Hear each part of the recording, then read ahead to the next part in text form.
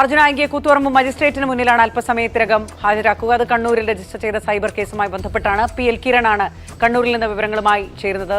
കിരൺ, എപ്പോഴേക്കാണ് മജിസ്ട്രേറ്റിന് മുന്നിൽ ഹാജരാക്കാൻ അവിടെ നിന്ന് ഇറക്കുക? വിവരങ്ങൾ എങ്ങനെയാണ്?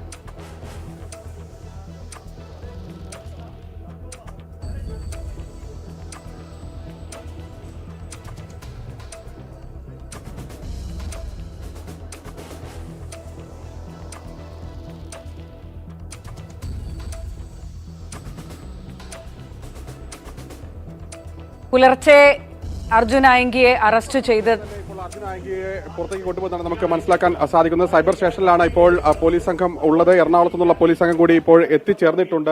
നിലവിൽ വലിയ സുരക്ഷ ഈ പോലീസ് സ്റ്റേഷന് പുറത്ത് ഏർപ്പെടുത്തിയിരിക്കുന്നു എന്നുള്ളതാണ് ഏറ്റവും പ്രധാനപ്പെട്ട ഒരു കാര്യം. കൂത്തുപറമ്പ് മജിസ്ട്രേറ്റ് കോടതിയിലേക്കാണ് ഇന്ന് മജിസ്ട്രേറ്റിന്റെ വസതിയിലേക്കാണ് എത്തിക്കുക. അവിടേക്കാണ് ഈ പോലീസ് സംഘം അർജുൻ ആയങ്കിയുമായി ഇപ്പോൾ പോവുക എന്നുള്ള കാര്യമാണ് നമുക്ക് മനസ്സിലാക്കാൻ സാധിക്കുന്നത്. അതിന്റെ ഭാഗമായി, അതായത് അർജുൻ ആയങ്കിയെ പുറത്തേക്ക് കൊണ്ടുപോകുന്നതിന്റെ ഭാഗമായി സൈബർ പോലീസ് സ്റ്റേഷന്റെ സുരക്ഷ നേരത്തെ തന്നെ വർദ്ധിപ്പിച്ചിരുന്നു. പോലീസുകാരെ കൂടുതൽ ഇവിടേക്ക് വിന്യസിച്ചിട്ടുണ്ട്. ഇതിന്റെ ഗേറ്റിന് പുറത്തും അതുപോലെ തന്നെ സൈബർ സ്റ്റേഷനകത്തും ഒക്കെയായി ഇപ്പോൾ പോലീസ് സംഘം നിലയുറപ്പിച്ചിരിക്കുകയാണ്.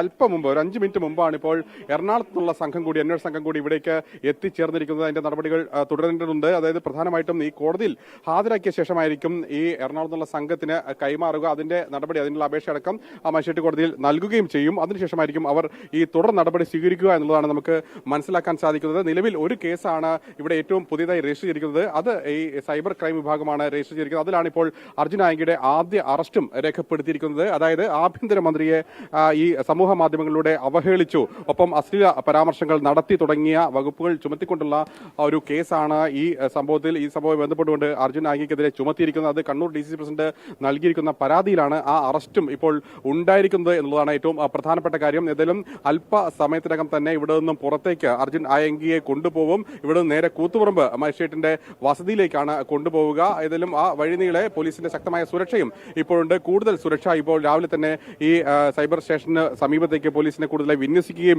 ചെയ്തിരുന്നു. ഏതായാലും അല്പസമയത്തിനകം തന്നെ ഇപ്പോൾ പുറത്തേക്ക് ഇറക്കും എന്നുള്ള കാര്യമാണ് നമുക്ക് മനസ്സിലാക്കാൻ സാധിക്കുന്നത്. ഇന്ന് രാവിലെ മുതൽ അർജുൻ ആംഗിയെ കസ്റ്റഡിയിൽ എടുത്തത് മുതൽ അർജുൻ ആംഗിയെ നിരന്തരമായി പോലീസ് ചോദ്യം ചെയ്തിരുന്നു. അതിൽ 1-2 കാര്യങ്ങൾ പ്രധാനമായിട്ടും പോലീസ് ആരാഞ്ഞിരുന്നത്. ഒന്ന്, അർജുൻ ആംഗിക്ക് എവിടെയാണ് ഒളിത്താവളം ഒരുക്കിയത്, ആരൊക്കെയാണ് ഒളിത്താവളം ഒരുക്കാൻ സഹായിച്ചത്, ഈ കഴിഞ്ഞ ദിവസങ്ങളിലൊക്കെ ആരൊക്കെയാണ് കൂടെ ഉണ്ടായിരുന്നു തുടങ്ങിയ കാര്യങ്ങളാണ് പ്രധാനമായിട്ടും ഉന്നയിച്ചത്. മറ്റൊന്ന് ഈ സൈബർ കാര്യങ്ങളെ കുറിച്ചാണ്. അതായത് പ്രധാനമായിട്ടും ഏതൊക്കെ സംവിധാനങ്ങൾ ഉപയോഗിച്ചാണ് ഇത്തരത്തിൽ ഫേസ്ബുക്കിലും മറ്റും പോസ്റ്റ് ഇട്ടിരുന്നത്, അതുപോലെ അത് മറ്റാരെങ്കിലും ഈ അക്കൗണ്ട് കൈകാര്യം ചെയ്തിരുന്നു തുടങ്ങിയ കാര്യങ്ങളൊക്കെ തന്നെ വിശദമായി തന്നെ ചോദിച്ചു എന്നുള്ളതാണ് മനസ്സിലാക്കാൻ സാധിക്കുന്നത്. എന്നാൽ ഒളിവിൽ കഴിഞ്ഞ കാര്യത്തെക്കുറിച്ചുള്ള കാര്യങ്ങളിൽ കാര്യമായിട്ടുള്ള പരാമർശങ്ങൾ ഒന്നും തന്നെ അർജുൻ ആയങ്കി പോലീസിനോട് പറഞ്ഞിട്ടില്ല എന്നുള്ള കാര്യമാണ് നമുക്ക് അറിയാൻ സാധിക്കുന്നത്. അതിൽ കൂടുതൽ ചോദ്യം ചെയ്യലുകൾ വേണ്ടിവരും. ഇപ്പോൾ എറണാകുളത്ത് 3 കേസുകളാണ് ഈ അർജുൻ ആയങ്കിയുടെ പേരിൽ രജിസ്റ്റർ ചെയ്തിരിക്കുന്നത്. ഏറ്റവും അവസാനമായി അതിൽ ഒന്നൊരു സൈബർ ക്രൈം തന്നെയാണ്. ഈ ആഭ്യന്തര മന്ത്രിയെ അടക്കം അധിക്ഷേപിച്ചെന്ന പരാതിയാണ്. മറ്റ് 2 SHOമാരെ ഭീഷണിപ്പെടുത്തി എന്നുള്ള കേസാണ്. അതുകൊണ്ട് സ്വാഭാവികമായിട്ടും ആ കേസുകളിൽ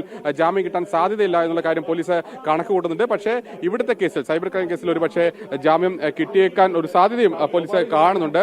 അതുകൊണ്ട് ആ എറണാകുളത്തെ കേസുകളിൽ ഏതായാലും ഈ കേസുകളിലൊക്കെ തന്നെ അതിൽ കുടുങ്ങാനുള്ള സാധ്യത ഉണ്ടാകും എന്നുള്ള കണക്കൂട്ടലാണെങ്കിലും ആ കാര്യങ്ങളിൽ കൂടുതൽ അന്വേഷണം നടത്തേണ്ടതുണ്ട്. ഈ തരത്തിൽ കഴിഞ്ഞ 2 ആഴ്ചയോളമായി ഇങ്ങനെ പോലീസിനെ വെല്ലുവിളിച്ച് പല ഒളിയിടങ്ങളിലായി മാറി താമസിക്കാൻ എങ്ങനെ സാധിച്ചു ഈ അർജുൻ ആംഗിക്ക് എന്നുള്ള കാര്യമാണ് പ്രധാനമായിട്ടും ഇപ്പോൾ പോലീസ് പരിശോധിക്കുന്നതിലും. കഴിഞ്ഞ 2 ആഴ്ചയോളം കാലമായി പോലീസിനെ വെല്ലുവിളി സൃഷ്ടിച്ചുകൊണ്ട്, തലവേദന സൃഷ്ടിച്ചുകൊണ്ട് ഇത്തരത്തിൽ ഒളിവിൽ കഴിഞ്ഞിരുന്ന അർജുൻ ആംഗിയെ പിടികൂടാൻ കഴിഞ്ഞത് സമാധാനമായെങ്കിലും അതിന് വഴിയൊരുക്കിയത് ആരൊക്കെയാണ് എന്നുള്ള കാര്യം പോലീസ് കാര്യമായി തന്നെ ഇപ്പോൾ പരിശോധിക്കുന്നു എന്നുള്ളതാണ് ഏറ്റവും പ്രധാനപ്പെട്ട കാര്യം. ഏതായാലും ഈ വിഷയം വളരെ ഗൗരവമായി തന്നെയാണ് പോലീസിന് മുന്നോട്ട് പോകാനും കണക്കാക്കുന്നത് എന്നുള്ളത് തന്നെയാണ് ADGP ഉൾപ്പെടെയുള്ള ഉന്നത ഉദ്യോഗസ്ഥരുടെ വാക്കുകളിൽ നിന്നും രാവിലെ തന്നെ വ്യക്തമാക്കിയിരിക്കുന്നത്.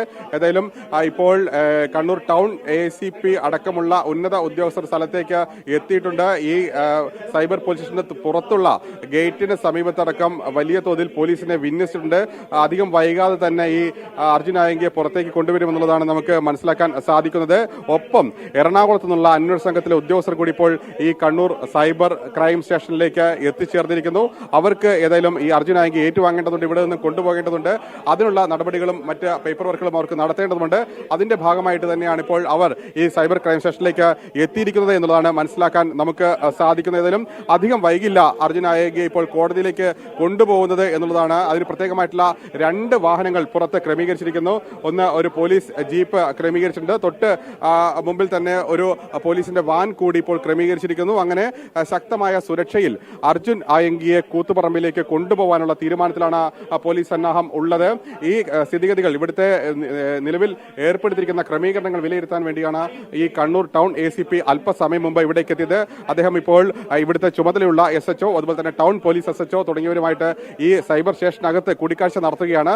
അപ്പുറത്തേക്ക് കൊണ്ടുവരേണ്ട ക്രമീകരണങ്ങളും മറ്റും കാര്യങ്ങളെക്കുറിച്ച് വിശദമായി തന്നെ ഇപ്പോൾ അകത്ത് ചർച്ച നടക്കുകയാണ്. അതിനുശേഷമായിരിക്കും അപ്പുറത്തെ ക്രമീകരണങ്ങൾ കൂടുതൽ വർദ്ധിപ്പിച്ച ശേഷമായിരിക്കും ഒരുപക്ഷെ അർജുൻ ആയങ്കിയെ പുറത്തേക്ക് കൊണ്ടുവരിക എന്നുള്ള കാര്യമാണ് നമുക്ക് മനസ്സിലാക്കാൻ സാധിക്കുന്നത്. ഏതായാലും പോലീസിന് ഇത്രകാലം തലവേദന സൃഷ്ടിച്ച കഴിഞ്ഞ ഒരാഴ്ചയിലേറെയായി ഒളിവിലിരുന്നു കൊണ്ട് പോലീസിനെ നിരന്തരം വെല്ലുവിളിച്ചുകൊണ്ടിരുന്ന അർജുൻ ആയങ്കിയെ കീഴടക്കാൻ സാധിച്ചത് പോലീസിന് ഒരു ആശ്വാസമായിട്ടുണ്ടെങ്കിലും അതിന്റെ തുടർ നടപടികളിലേക്ക് ഇനിയിപ്പോൾ പോലീസ് കടക്കുകയാണ്. ഇനി പ്രധാനമായിട്ടും കണ്ണൂർ ജില്ലയിലെ ഒരു കേസ് മാത്രമാണ് ഇപ്പോൾ അർജുൻ ആയങ്കിയുടെ പേരിൽ പുതുതായി ചുമത്തപ്പെട്ടിരിക്കുന്നത്.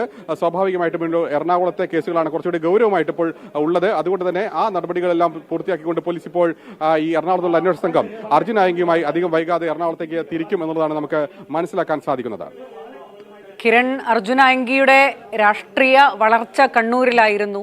വളപട്ടണം സ്റ്റേഷൻ പരിധിയിൽ മാത്രം ഈ രാഷ്ട്രീയത്തിനിടയിൽ ക്രിമിനൽ പണിയുമുണ്ട്, കൊട്ടേഷനുണ്ട്, ഗുണ്ടാ സംഘങ്ങളുമായി ചേർന്നുള്ള പണിയുണ്ട്, രാഷ്ട്രീയ എതിരാളികളെ ആക്രമിച്ച കേസുകൾ നിരവധിയുണ്ട്. വളപട്ടണം സ്റ്റേഷനിൽ മാത്രം 12 കേസുകളാണ് ഈ അർജുൻ ആയങ്കിക്കെതിരെ ഉള്ളത്. കഴിഞ്ഞ ദിവസം ഈ അർജുന്റെ വെല്ലുവിളികൾ ഒരു വശത്ത് തുടരവേ തന്നെ സാമൂഹിക മാധ്യമങ്ങളിൽ അർജുനെ പിന്തുണച്ചുകൊണ്ടുള്ള പോസ്റ്റുകൾ, അത് രാഷ്ട്രീയ പശ്ചാത്തലമടക്കം പരിശോധിച്ചാൽ ഇടത് പശ്ചാത്തലമുള്ള പല സൈബർ നേതാക്കളുടെയോ അല്ലെങ്കിൽ ഈ സൈബർ പോരാട്ടം നടത്തുന്നവരുടെയും പിന്തുണയൊക്കെ കണ്ടതാണ്. അപ്പോൾ കൂത്തുപറമ്പടക്കം ഈ അർജുനെ എത്തിക്കുന്ന പ്രദേശങ്ങളിലൊക്കെ കൃത്യമായ സുരക്ഷ പോലീസ് ഒരുക്കിയിട്ടുണ്ടോ? ആ ജാഗ്രതയോടെയാണ് പോലീസിന്റെ നീക്കം?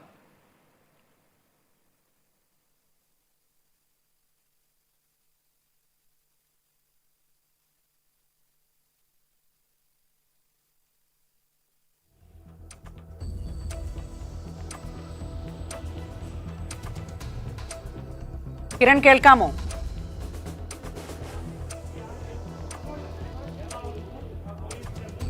നിമി, ഏതായാലും ഏറ്റവും പ്രധാനപ്പെട്ട കാര്യം ഈ ഒരു വിഷയത്തിൽ അതിൽ കഴിഞ്ഞ ദിവസം തന്നെ CPM-ന്റെ നേതാക്കൾ കണ്ണൂരിൽ വാർത്താ സമ്മേളനം നടത്തിയപ്പോഴൊക്കെ 3 പേർ പ്രധാനമായിട്ടും MV ഗോവിന്ദൻ, അതുപോലെ തന്നെ പിണറായി വിജയൻ, MV ജയരാജൻ, ഇതിൽ MV ജയരാജന്റെ വാക്കായിരുന്നു ഏറ്റവും രൂക്ഷം. ഇവർ 3 പേരും അർജുൻ ആയങ്കിയെ തള്ളിപ്പറഞ്ഞ ഒരു സാഹചര്യം ഉണ്ടായിരുന്നു. പക്ഷേ അർജുൻ ആയങ്കിയുടെ ഒരു കരിയർ അല്ലെങ്കിൽ ഈ കാര്യവുമായി ബന്ധപ്പെട്ട കാര്യങ്ങളൊക്കെ പരിശോധിച്ചു കഴിഞ്ഞാൽ അർജുൻ ആയങ്കി പൊതു രാഷ്ട്രീയ രംഗത്തേക്ക് ഇറങ്ങുന്നത് DYFIയുടെ യൂണിറ്റ് ഭാരവാഹിയായിട്ടാണ്. അഴീക്കോട് ഭാഗത്താണ് ഈ അർജുൻ ആയങ്കിയുടെ സ്ഥലം. അവിടെ തന്നെ DYFIയുടെ സജീവ പ്രവർത്തനായിട്ടാണ് ഈ അദ്ദേഹം ഈ കാര്യങ്ങളിൽ, അതായത് സംഘടനാ പ്രവർത്തനം തുടങ്ങുന്നത്. അതിനുശേഷമാണ് രാഷ്ട്രീയ സംഘർഷങ്ങളുമായി ബന്ധപ്പെട്ട കേസുകളിൽ അർജുൻ ആയങ്കി പ്രതി ചേർക്കപ്പെടുന്നു, ജയിലിൽ കഴിയുന്നു. അതിന് പിന്നാലെയാണ് സ്വന്തമായിട്ട് തന്നെ ഒരു ലോകം, ഒരു സാമ്രാജ്യം സൃഷ്ടിച്ചുകൊണ്ട് ഈ പാർട്ടിയുടെ ഒരു കാര്യങ്ങളിൽ നിന്ന് മാറിക്കൊണ്ട് സ്വന്തമായി തന്നെ കൊട്ടേഷൻ സംഘങ്ങളെ ആയി ബന്ധപ്പെട്ട് ക്രിമിനൽ സംഘങ്ങളുമായി ബന്ധപ്പെട്ടുകൊണ്ട് ഈ സ്വർണം പൊട്ടിക്കൽ സംഘങ്ങളുമായി ബന്ധപ്പെട്ടുകൊണ്ട് ആ മേഖലയിലേക്ക് അർജുൻ ആയങ്കി കടക്കുന്നത്.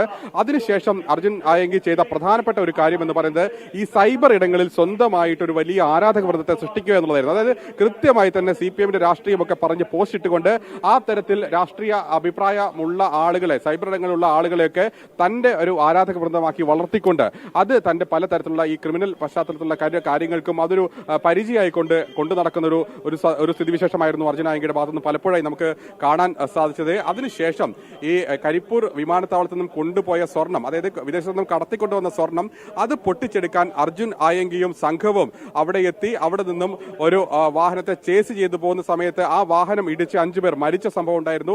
അത് രാമനാട്ടുകരയ്ക്ക് അടുത്ത് വെച്ചായിരുന്ന സംഭവം. ആ കേസിലാണ് പിന്നീട് ഈ അർജുൻ ആയങ്കി പ്രതി ചേർക്കപ്പെടുന്നത്. അങ്ങനെയാണ് അർജുൻ ആയങ്കിയുടെ ഗ്രാഫ് മറ്റൊരു തലത്തിലേക്ക്, ഈ ഒരു ക്രിമിനൽ തലത്തിലേക്ക് കൂടുതലായി വരുന്നതും ആ ഒരു സംഭവത്തോടു കൂടി തന്നെയാണ്. അങ്ങനെയാണ് കൂടുതലായി ചർച്ച ചെയ്യപ്പെടുന്നത്. അതിനുശേഷം അർജുൻ ആയങ്കി പിന്നീട് ഒളിവിൽ പോകുന്നു. അങ്ങനെ കണ്ണൂർ പയ്യന്നൂരിനടുത്തുള്ള പെരിങ്ങോം എന്ന് പറയുന്ന സ്ഥലത്ത് വെച്ച് പോലീസ് സംഘം അന്ന് ഇയാളെ അറസ്റ്റ് ചെയ്യുകയും ചെയ്തിരുന്നു.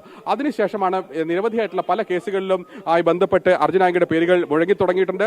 അതിന് പിന്നാലെ തന്നെ കസ്റ്റംസ് ഇയാൾക്കെതിരെ അന്വേഷണം നടത്തിയിരുന്നു. പല സ്വർണം പൊട്ടിക്കൽ കേസിലും പ്രധാനപ്പെട്ട ഒരാൾ അത് അർജുൻ ആയങ്കി ആയിരുന്നു എന്നുള്ള കണ്ടെത്തൽ പോലീസിന്റെ ഭാഗത്തുനിന്നും ഉണ്ടായിരുന്നു. അങ്ങനെ നിരവധിയായിട്ടുള്ള സ്വർണം പൊട്ടിക്കൽ കേസും സ്വർണ്ണക്കടത്ത് കേസുമായി ബന്ധപ്പെട്ടൊക്കെ അർജുൻ ആയങ്കിയുടെ പേര് ഇങ്ങനെ നിലനിൽക്കുമ്പോഴും ഒരു ഭാഗത്ത് സൈബർ ഇടങ്ങളിൽ CPM-നെ കവചം വെക്കുന്ന രീതിയിൽ ആ ഒരു സൈബർ പോരാളിയായി ഈ അർജുൻ ആയങ്കി നിലകൊള്ളുകയും ചെയ്തിരുന്നു. സ്വാഭാവികമായിട്ടും ആ സൈബർ ഇടത്തിൽ വലിയൊരു സ്വീകാര്യത ആ തരത്തിൽ ഇയാൾ ആർജിച്ചിരുന്നു എന്നുള്ളതാണ് ഏറ്റവും പ്രധാനം. ഈ CPM നേതാക്കൾ പിന്നീട് പലപ്പോഴായി തള്ളിപ്പറഞ്ഞിട്ടുണ്ടെങ്കിലും ഈ സൈബർ ഇടങ്ങളിൽ ഈ അർജുൻ ആയങ്കി കിട്ടുന്ന സ്വീകാര്യത അത് തന്നെ വലിയ ചർച്ചാ വിഷയമാവുകയും ചെയ്തിരുന്നു.